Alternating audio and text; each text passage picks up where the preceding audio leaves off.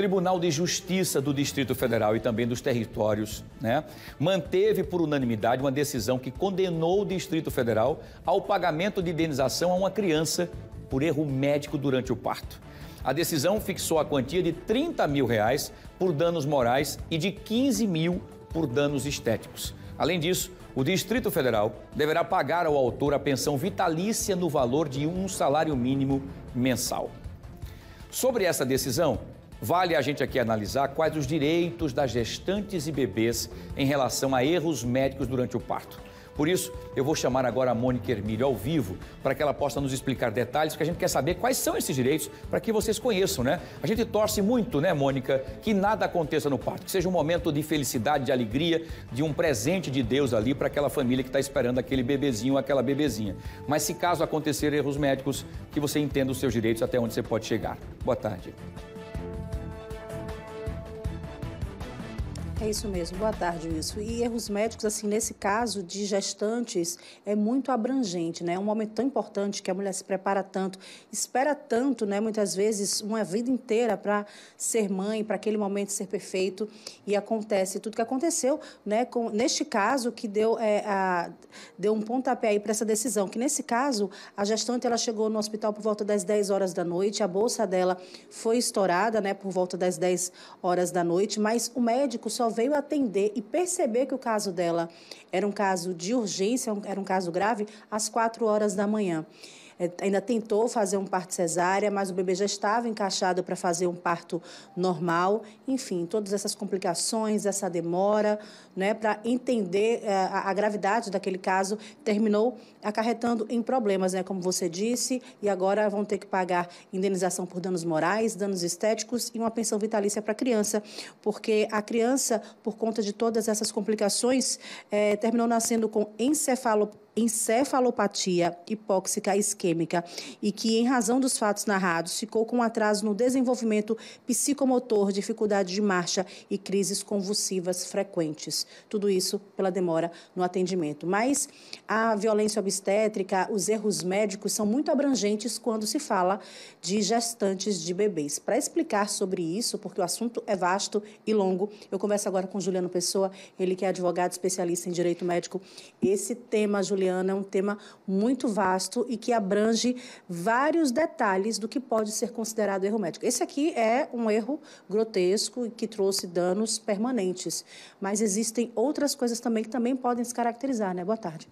Boa tarde, Mônica. Boa tarde, Wilson, quem nos assiste. De fato, Mônica, é um assunto muito delicado, para a gente abordar na maioria das vezes, mas é importante que a gente traga esse assunto para a população em geral, para que as pessoas tenham ciência e para que os profissionais, no outro lado, também tenham noção da responsabilidade que todos eles têm. A gente fala muitas vezes na figura do profissional médico, que é o grande gestor, vamos dizer assim, o grande capitão de toda aquela equipe, mas todo e qualquer profissional dentro de uma instituição hospitalar que empreenda qualquer medida que cause um dano, um prejuízo a qualquer paciente, especialmente se for uma paciente gestante, isso será caracterizado como erro da instituição, como uma falha na prestação de serviço da instituição e poderá ser caracterizado como um erro médico. No caso da gestante, se utiliza muito o termo, inclusive, violência obstétrica, Então, qualquer pessoa, como eu falei, desde o segurança até o profissional médico que irá conduzir o parto da gestante, se ele tiver algum tipo de conduta nesse sentido, isso é caracterizado como violência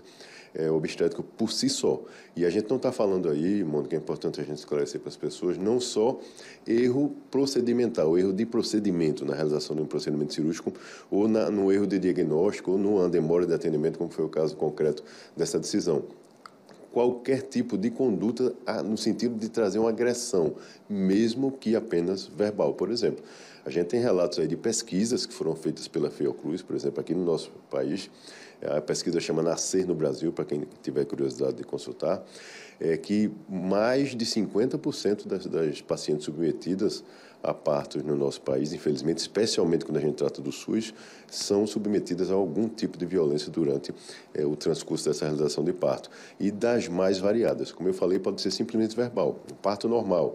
A paciente muitas vezes sente desconforto, dor, e ela expressa isso ou gritando ou fazendo qualquer tipo de expressão que ela acha que seja adequada. E muitas vezes o profissional repreendê-la, por exemplo, dizer que ela não grite, que ela fique calada. Isso é uma agressão, né? A pessoa está ali, como você bem destacou, em um momento extremamente vulnerável, né? É um momento que é para ser extremamente feliz, né? E marcante do ponto de vista positivo, como isso destacou na abertura, mas nem sempre é assim que acontece, e o Poder Judiciário vem monitorando isso e, na prática, muitas vezes compelindo essas instituições a repararem todo o prejuízo que é causado a essas pacientes.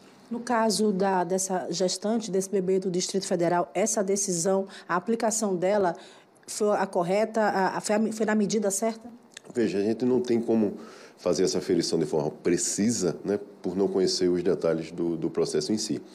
Mas acredite-se, né, a gente tem que confiar nas decisões judiciais. Certamente o Poder Judiciário, o juiz, né, que proferiu a decisão, deve ter se debruçado sobre todos os detalhes e as provas, inclusive contidas nesse processo, e certamente por isso, com base nisso, com fundamento nisso, proferiu essa decisão, condenando, aí no caso, o Estado. Né? Certamente foi uma instituição pública e o Estado responde objetivamente, Mônica, não só o Estado como rede privada.